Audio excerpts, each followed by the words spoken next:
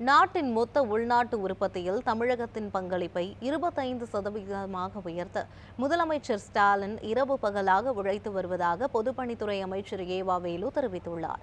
சென்னை கிண்டியில் உள்ள நெடுஞ்சாலை ஆராய்ச்சி நிலைய பயிற்சி மையத்தில் நெடுஞ்சாலைத்துறை சார்பில் நடைபெற்ற கருத்தரங்கை பொதுப்பணி மற்றும் நெடுஞ்சாலைத்துறை அமைச்சர் ஏவா வேலு தொடங்கி வைத்தார்.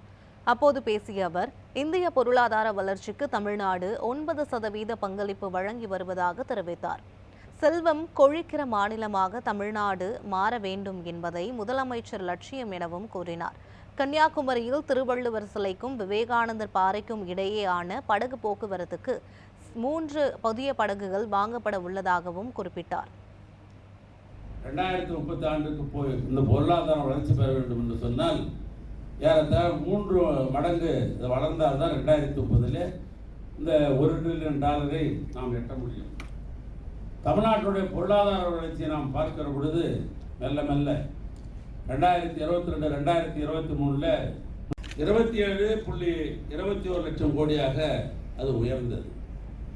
ஆக இது 24 25 எடுத்துக்கொண்டோம் என்று சொன்னால் 32 லட்சம் கோடி ரூபாய் இன்றைக்கு தமிழ்நாட்டுடைய பொருளாதார உற்பத்தி, அதாவது ஜிடிபி வளர்ந்திருக்கிறது.